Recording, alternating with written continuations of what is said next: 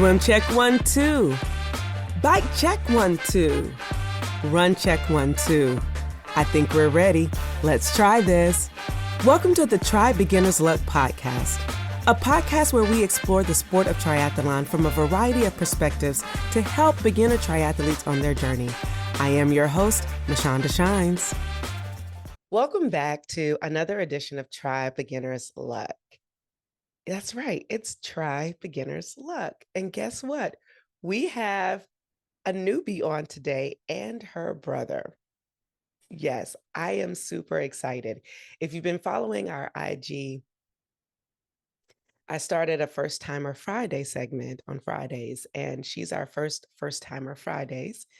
And I went out to a race to just do a race audit to see how they operated. And while I was there, I saw several friends, some of my team members who raced. But what struck me was a sign. And you guys know I ask about signs on the show sometimes in rapid fire.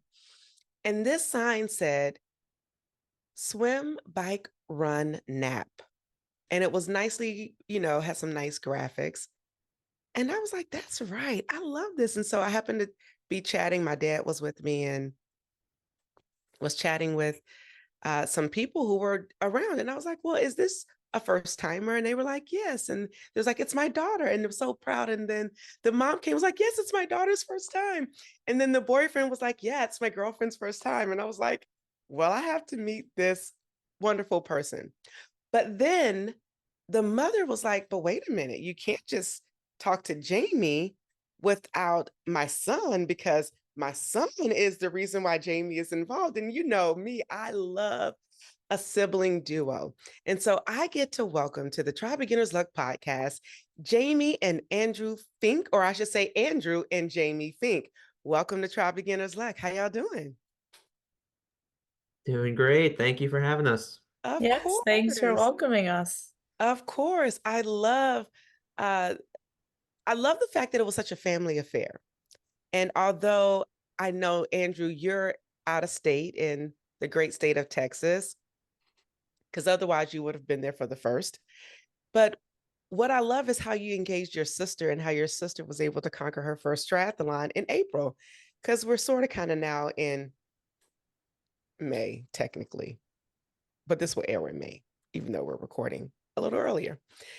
So I want to find out about growing up, and was sports a part of your background?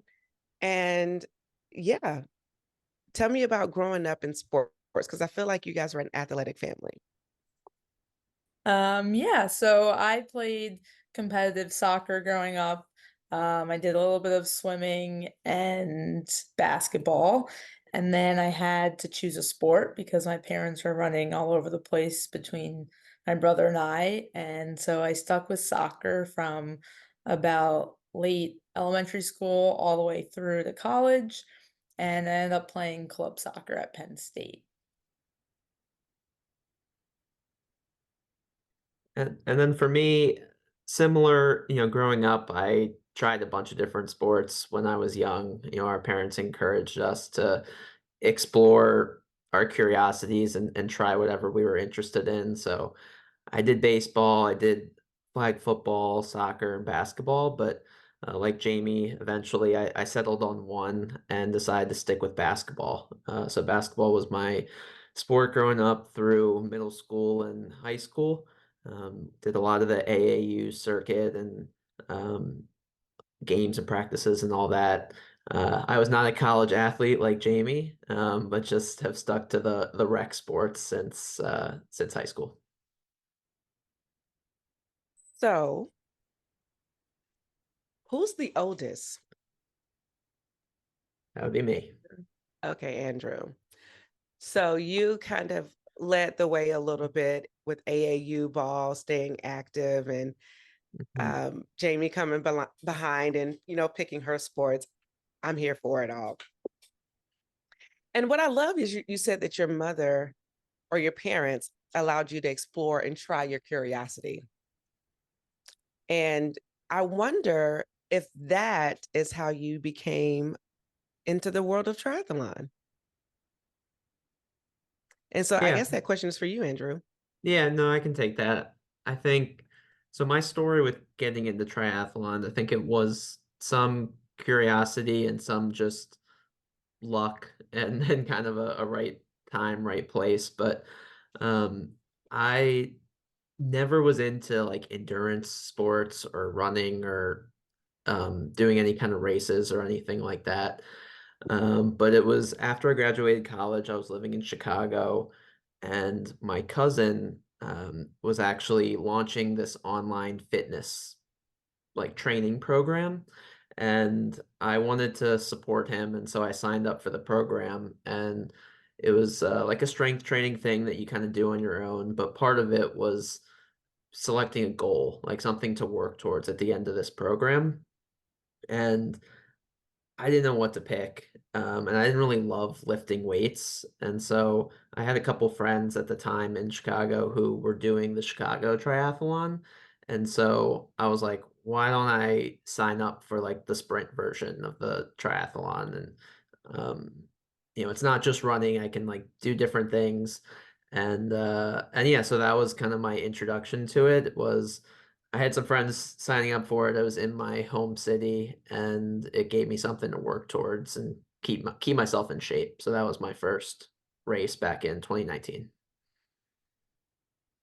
So your cousin starts this online platform and says, "Hey, you guys pick a goal." So let's talk about your first experience training for your first sprint in Chicago, which I hear Chicago is an amazing triathlon race. So tell us about your training going into that first race. Yeah, so I had no idea what I was doing. I just, knew that I was somewhat in shape, and I was like, I'll figure this out. So I started Googling and found a online training program, just one of those generic. I think it was probably like a 10 or a 12-week program that helped me schedule out which days of the week I was going to run, which days of the week I was going to bike and swim. And it was pretty generic. I think it was just, especially for the sprint distance, it was just about kind of getting out there and getting comfortable on the bike, doing runs. And then I did like one or two open water swims in Lake Michigan, and the rest I did some practice in the pool. And so yeah, I didn't do anything crazy for it. I think I just stuck to the training plan and uh, showed up for the race. All right. So you do your first race. Take us through the day. Yeah, Arriving there, the sprint, I mean, arriving there, the swim, transition, your bike, transition, and then the run, and then the finish line. yeah. So actually, my first race was a bit unique, and like you said, Chicago is a really cool race and a great city for it. And so they people come in from all over, and they make a big deal about it being an international race. People, there's people from like 50, 60 different countries that come for this race. And so the race actually starts the day before when you go downtown and pick up your packet, and you're able to like drop your bike off at transition and just kind of get a feel for the atmosphere, and it feels like a big deal, even though I wasn't doing like the full race. And so yeah, like went in, and they had us do sit in on a briefing where they talked about, how to set everything up and what we should be prepared for.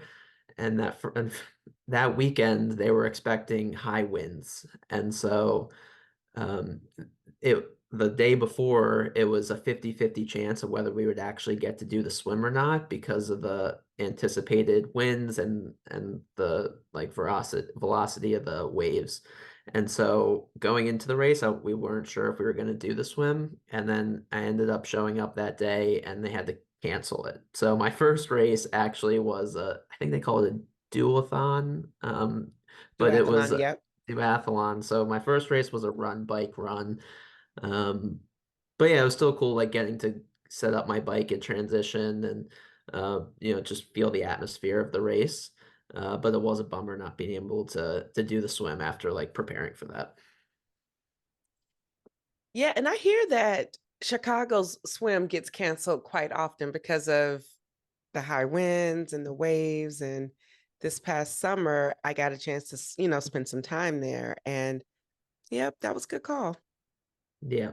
Very good Yeah, I call. mean, I wasn't complaining because I didn't want to swim in these like massive swells. But it was a bummer that I wasn't able to do it the first time. Yeah. But you've since gone on and you did 2019, 2021. Yep. So COVID year it got canceled, Mm-hmm. and so there wasn't a race that year. And yeah, in 2021, I was like, there was no more training program with my cousin, but I had like already started this goal and I was like, I wanted to do a triathlon. I didn't feel like I got to finish all three legs, so I signed up for the race the next year it was available. And yeah, I got to do the whole thing that year. It was a great day for it. My parents came out and supported me, which was awesome. Jamie was busy, so like we've missed each other on our races, but eventually we'll get to see each other race, or maybe we'll do one together. I like that idea. Let's do one together. I'm here for that and support it. So, Jamie, tell me about your interest in doing triathlon because your brother started in 2019 and you just completed your first in 2024.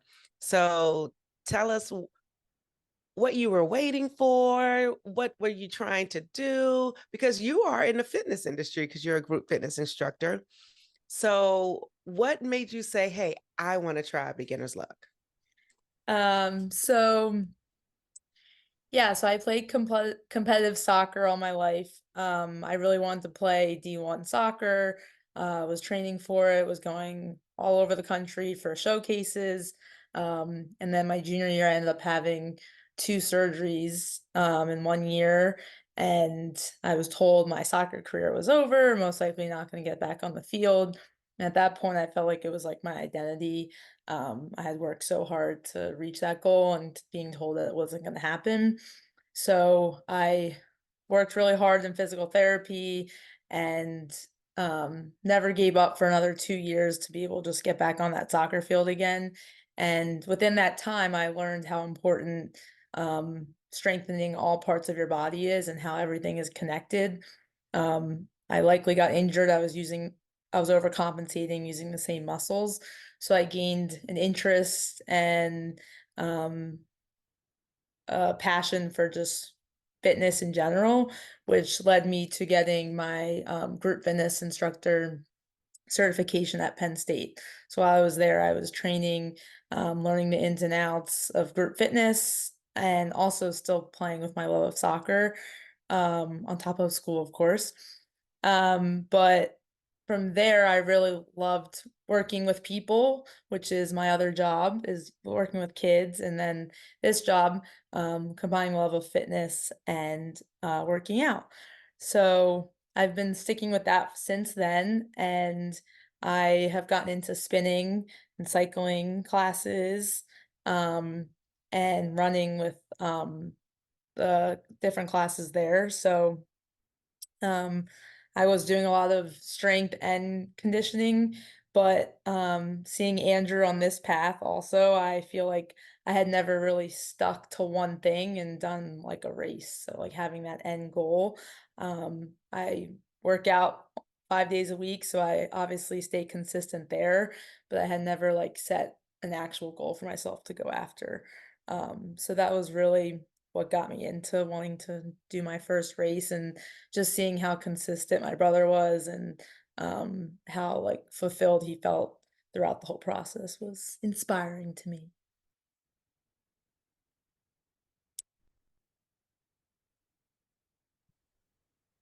I felt a little woo woo there. That was a little moment. Oh, how did you feel Thanks, about that, Jamie. Andrew? Yeah, no, it's cool. Yeah, I mean to be able to inspire others, but my sister is definitely meaningful, and um, yeah, hopefully we can do it together one day. That just gave me all the feels. You never know who's watching you. And I think what you said, Jamie, was his consistency and watching that. And you were like, hey, I've been doing this, working out 5 days a week. I want something that looks like this too. And so this reminds me of this saying that more is caught than taught. And so by watching your consistency and seeing you make those gains, it inspired it inspired her. And so I appreciate that. And so, Jamie, my question for you is being consistent training for 5 days a week for I don't know how long since you were in college. How was it training for your first sprint? Did you do the sprint or the Olympic?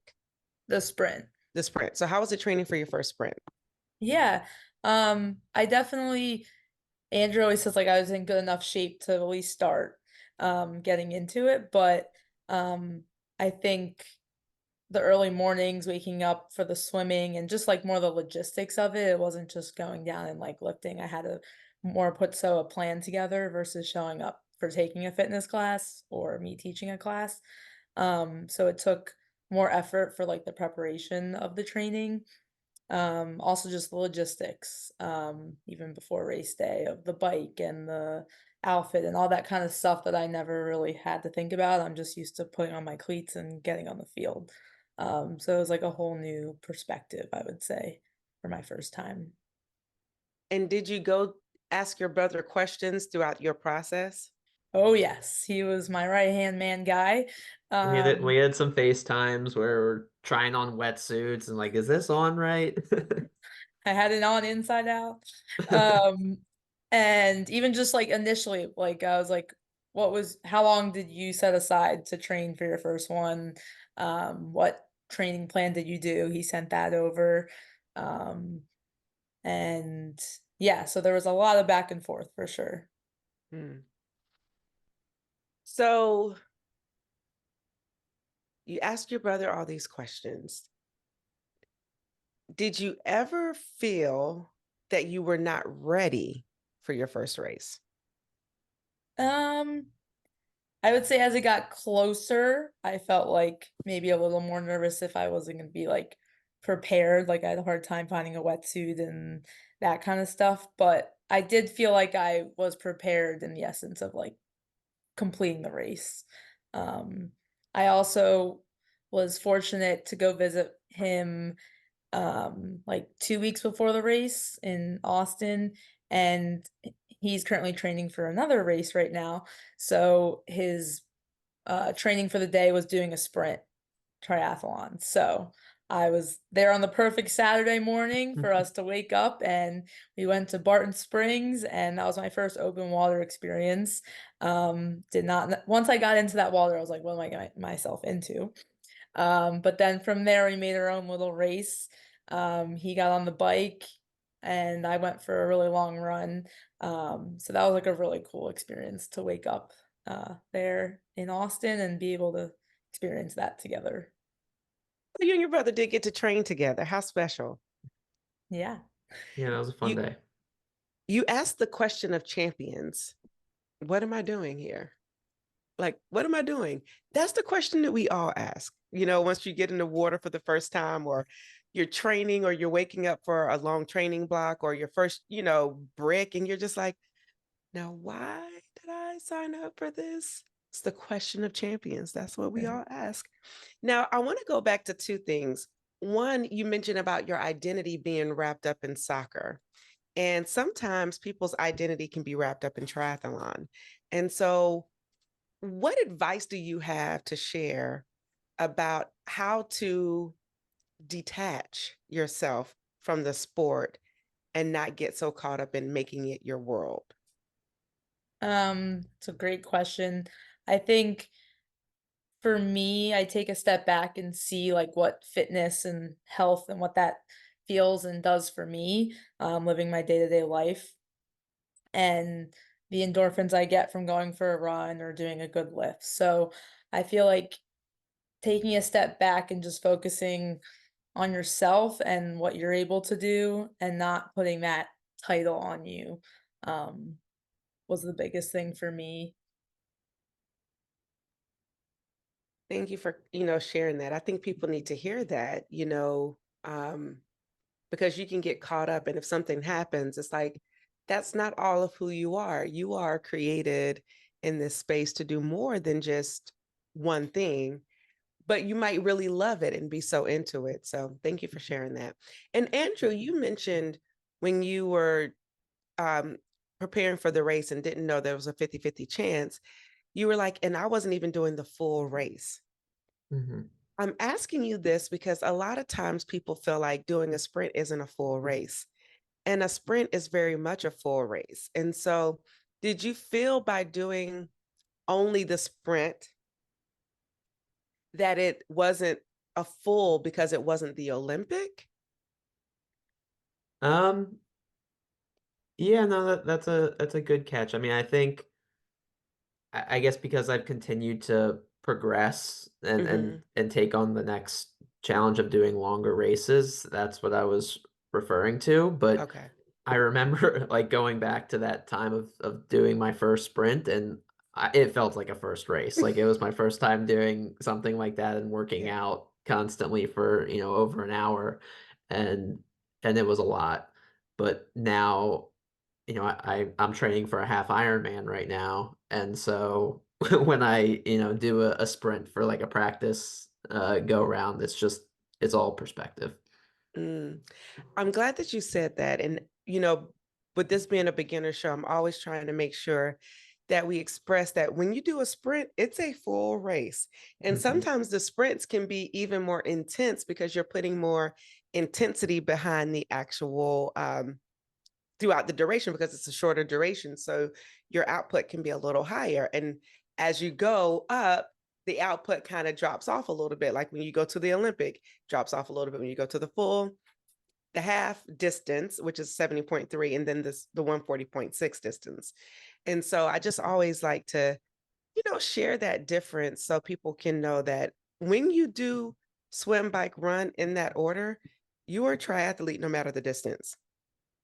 You're a multi-sport athlete if you do uh run, bike, run, or aqua bike or anything. Like, the distance is just the endurance part of it. So just wanted to share that because now that you are getting up in the distance and training for your first half, I'm sure you're like, yeah, yeah, it's all good stuff.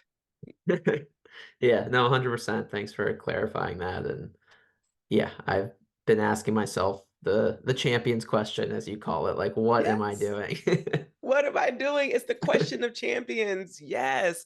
So Jamie, tell us about your first race. You told us that you trained for 5 days, you followed your training plan, you got to train with your brother for a little bit. So take us through your swim, bike, and run because you guys had some cold water that day. We sure did. So I got there a whole hour early. We didn't have the day before to get our registration, so it was like the day of the race. Um, got there super early, got a good transition spot. I called another family friend of ours before the race who gave me the ins and outs, and she said the best thing that you can learn is by watching what other people are doing the day of the race. And so I took that to heart and was just very observant in the transition area and just when people were walking down to the water, etc. And as we were walking down, I definitely was getting nervous, like it was hitting me. This was the first time. And we were walking down, my mom and I, and this gentleman was next to us, and he starts talking to us. And I'm just like, I'm so nervous. It's my first time. I'm like, I don't even know what I'm doing. And he goes, well, I'm the director of the race, and I will be telling you all you need to know. So do not worry. So what are the odds that I was walking down with him? And so that just put me at rest. And yeah, so the water was 55 degrees, 2 degrees away from being canceled for how cold it was. Um, I swam the fastest I had swam in a while, so that was nice. The transition went smoother than I thought to. Got on the bike, a lot hillier than I thought it was gonna be, got through it, and then finishing off with the run was just awesome to be back in the atmosphere of the fans and around other people, and finishing strong at the finish line. Yeah, you did. I remember being there for the finish line, and I knew it was you when your mom and your dad and boyfriend started screaming. And I was like, well, I got to stay here to watch it now. So I love that. And I appreciate the race director being there unknowingly by your side as you were walking down to help calm you down. Um, and the swimming part, so for those of you who aren't sure about what 55 degrees swimming in, it's like almost super cold. To me, I think it's ice water. I don't like swimming in cold water. But you have to swim with a wetsuit on. So before you tried on your wetsuit with your brother and you found out like the inside out, but had you ever swam in a wetsuit before? No, I had practice once in the pool like a week before. But my biggest trouble was getting the wetsuit on. I watched a lot of YouTube videos of learning how to do it. So I highly recommend doing your research a week before the race, at least. At least I love it. What, for both of you, are some of your takeaways of your triathlon experience that you would want to share with other first timers? You or me, Jamie? You go for it. All right. Um, I think a few of my takeaways. One is I love the atmosphere of the races, and I think that's what keeps me coming back is um, people supporting each other and strangers cheering for you as you're running by or running out of the water. Um, and just, race day has it just the adrenaline's going and I just yeah, I loved the sense of community and just being able to, be in that kind of environment and it amped me up. And I also think some of my like competitive juices from growing up and playing sports also come out in those types of environments. So I think that's something that I really look forward to on those tough days of long bike rides and long runs is I'm building up to that this big experience.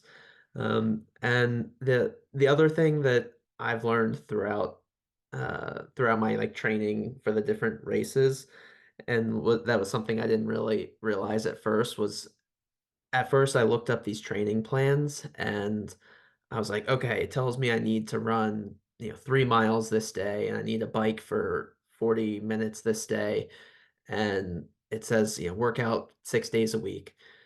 And I thought at first like I had to stick to that 100%. And if I like miss one of those workouts or I like am not able to finish something that I was going to be falling behind. And as I've done more races, I've realized that, it's a good outline and it's a good plan to put in place and structure to for your race, but you don't have to hit every single training 100%. And it's okay if there's days where you're just like not, you're not having a good day and you um listen to your body and take a rest day. And I've leaned into that and like my goal for the race I'm doing right now is just complete 80% of the training that I'm doing. And I've done that for my last race and I was still able to go out and perform on the day and do a good job. So don't harp on yourself. And that was one of the questions Jamie had asked me. It was like, do I have to stick to this? And like, does it matter if I switch my run on a Tuesday or a Wednesday? And um, it doesn't, you don't have to stick to it 100% and just like, be flexible with the training program. It's definitely a great resource, but uh, don't stress too much about it. I'll That's good pass it to stuff. you, And Jamie. yeah, that's good stuff. And before you go, Jamie, I just want to emphasize I don't think a lot of people realize how flexible you can be with your training plan. It's not that you should not train, but it's designed to give you a guide. Mhm. And if you have a coach, obviously you can work with your coach, but if you're doing it yourself, you have to, life happens. And so don't beat yourself up. I am in a newbie program in this area, and I'm one of the spin coaches. And I often tell them, I'm like, hey, every time you go to work out, it's not going to be a crusher. You're not going to feel great every workout. You're not going to feel this, but show up and do the best you can with what you're given that day from your body.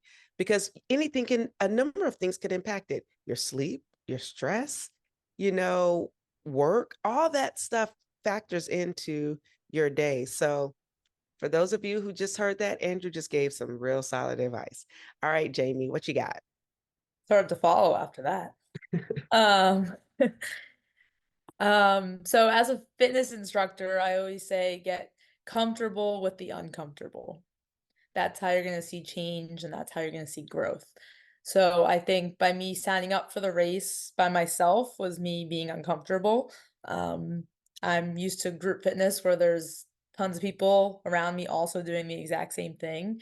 So for me to do this race was uncomfortable for me, but I just kept that saying in the back of my head while I was going through it. And I knew I did have support throughout the whole thing.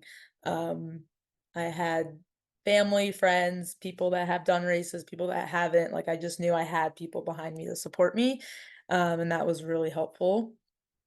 Um, Also, I think the whole training plan also is important. I always have done a little more lifting than Andrew in general, and I didn't want to fully give up on that. So like I still would do to get my legs tired, I would still do some squats and lunges and things that I would normally do if I wasn't training for a race, and then just topped it on with some more endurance. So and if you like yoga, keep doing yoga. So it's like as long as you're moving your body and you don't fully have to stick to the exact plan that you were prescribed. I totally agree with that. And yeah, I think the atmosphere, I didn't know what to expect going to my first race. I really liked how this race was kind of secluded and like a park, and it just felt very homey. Everyone was really friendly and encouraging and just less intimidating for me personally. I feel like for my first race, it was a great first atmosphere to be in. There were younger people, there were older people, there was lots of different ages and fitness levels, and getting there, I just remember being like, "Oh my God, they're like so serious." But for me, I just knew I wanted to finish. That was my goal, and I did that. Yeah, so just keep pushing. That's right. Get uncomfortable with the uncomfortable, and that's how you will get your gains. We say that often on here, and I think it's a good reminder for you, for everyone, including myself, because sometimes you don't want to push it too hard because you're trying to hold back, and you're like, what if you just push? That could be the opening of breakthrough. You just never know. So, yeah, mental strength is a part of this endurance sport. Tell me a time or how do you manage your mental endurance during training for your races? Yeah, you go, I Jamie. would say there were days where I was mentally tired, maybe from work, and I didn't get up early to work out. And I just wanted to go lay down, but I knew mentally I had set this goal for myself and that I had to push through those moments so that I would be successful on the actual day. Nice. Yeah. For me, I've been trying to think about this in some different ways, and especially like as my training has gotten longer. And so a question that I've started to apply it to different areas of my life, but particularly to training for this upcoming race is like, how can I make this fun? And so, when you ask yourself that question, you can get a little bit more creative with like, all right, I'm not just like going out for a 30-minute run, but maybe I can put on a podcast that I'm like really excited to listen to while I run, and that'll help, the time go faster, or mixing up my routes for the biking that I'm going on. So trying different, yeah, trying different routes, seeing different parts of town in Austin, switching up between the pool and swimming outdoors at Barton Springs. So, uh, when it gets into like a routine and it gets monotonous, figuring out, yeah, how can I make this fun? How can I make myself look forward to my next training workout? And that's helped me um, get through it. I think that's a great point, and looking back, like, it was my first. I recently moved to DC, so I would go to Rock Creek Park, but I had never been there yet, so bringing my bike there for the first time and seeing how many other bikers were on the trail and runners and just people outside enjoying nature, I think, and I wasn't wearing headphones, I was just very present in the moment, and I think that was really cool for me to experience that. Well, welcome to the district. We are happy to have you. Um,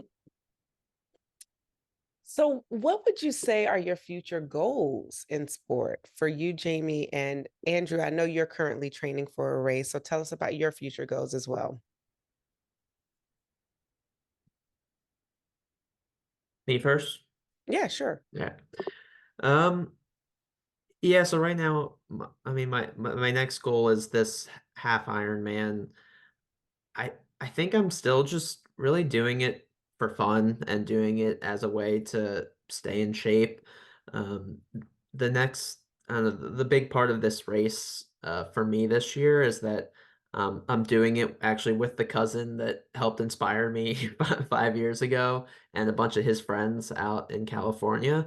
And so my last couple races, I've like Jamie, leaned into the discomfort and just signed up for these races by myself. And, I had some people cheering me on, but I did the actual race and all the training and stuff by myself. But just using like triathlons as a way to meet people and engage and continue to stay active. So I've been using, I'm not physically with my cousin and all of his friends, but we use Strava and we, keep track of each other's workouts and we'll comment and they're funny with sending pictures and posting pictures and stuff and using that as I'm not a big social media guy, but I've turned into a Strava social media person through my training. And so, uh, yeah, just trying to keep it fun and stay healthy. I'm not trying to break any records or, or do anything crazy, but I want to, finish the race and um, not be totally dead afterwards and have a good time with it. So, we'll see. I think, down the road, I would love to just use triathlons as a way to see different parts of the country and parts of the world as well. I think it would be really cool to do an international race at some point down the road. So we'll see what happens. Yeah, prove that. That was gonna be my answer. Um, Gotcha. my brother and I love traveling and experiencing new places and cultures, and I think my next goal is to be able to do one with him and maybe go somewhere we both haven't been. My goal is to get to all 50 states, so I'm kind of thinking staying in the country, but I What are you think at right now? I'm Do you at remember? like 30-ish. We got to hit the middle of the country. There's not a lot of water there, so we'll have to see. Um, but yes, so I think that is my next goal. Um, I'm not rushing into another one yet. I want to get back into some of my strength and lifting, but it's definitely not going to be my last. Well, middle of the country, I hear there's a race coming up June-ish that you both are already well trained for. It's called the Multi-Sport Festival, USA Triathlon Multi-Sport Festival. So that'll at least get you to Nebraska. All right, we'll have to look into that. Yeah, I think it's June 9th, the weekend of June 9th or June 2nd.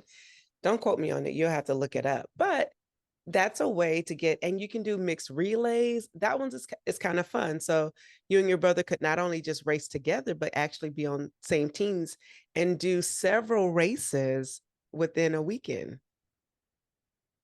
Very cool. We'll have to look into that. Check it Yeah. out. Check it out.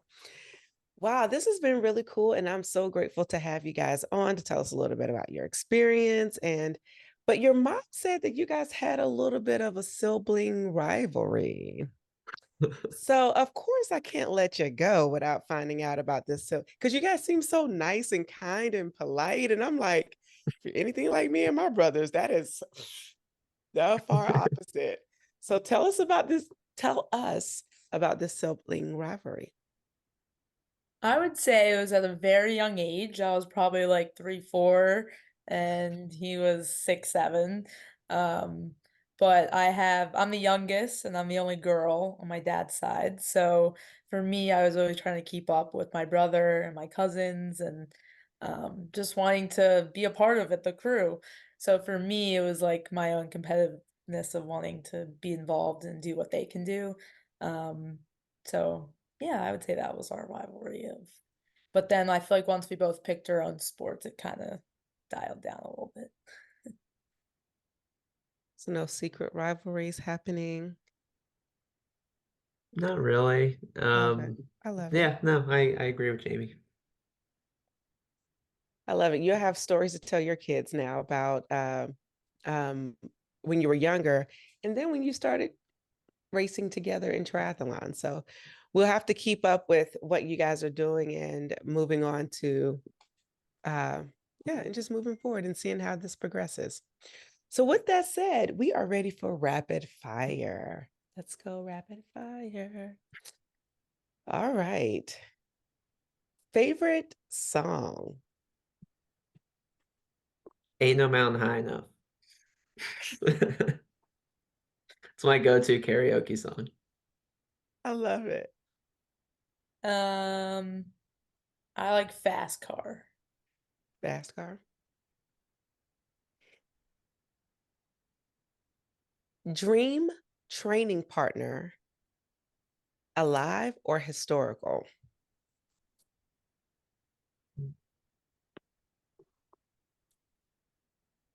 Louis Armstrong. Does it have to be triathlon? No, just No? who would you want to train with? Kobe Bryant.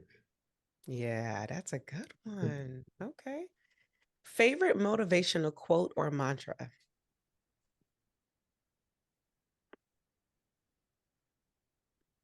Everything happens for a reason. Um,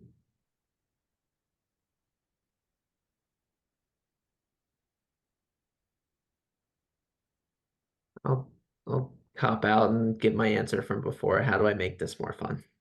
Mm, good stuff.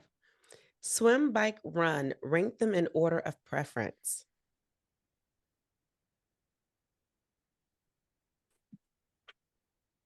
Mhm. I would say biking first, running second, swimming last. I'd go run, swim, bike. Transition setup area. Is it kitchen sink? You bring everything? Are you a minimalist or are you a Goldilocks where everything has to be just right? I bring it all. The more the merrier, and just in case. Yeah, I would say more the merrier. Race t-shirt. Keep it for memories or wear it proudly. I wear it all the time. Keep it for memories. Are you a running visor, or running cap person during the run leg? I'm a headband girl. Cap. Hat Okay. hat for me.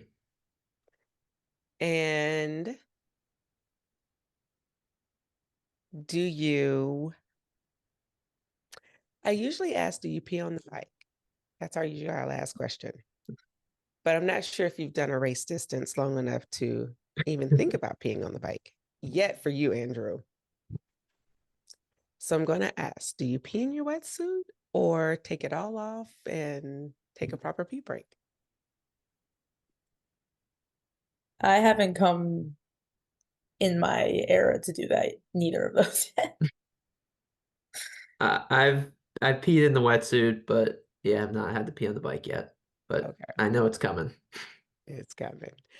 Well, thank you all so much for being on the Try Beginner's Luck podcast, and so excited to have you and share your first time experience. For those of you who have questions about triathlon, we have a segment on YouTube called Ask a Coach, where we have two resident coaches that We'll answer any questions that you have. So be sure to tune in, like and subscribe us there, and like and subscribe us on your favorite podcast platform, and follow us on YouTube and Instagram, all the socials. Just follow us. And we thank you so much for being with us. We have this saying, whenever you try beginners luck, you always win. I am Mashonda Shines, and we're out. Peace. Bye, everybody. Thank you for tuning in and listening to this episode. We need your help so we can continue to try at TBL. So for more information on where you can find and subscribe to this podcast, visit www.trybeginnersluck.com. And don't forget, whenever you try beginner's luck, you always win.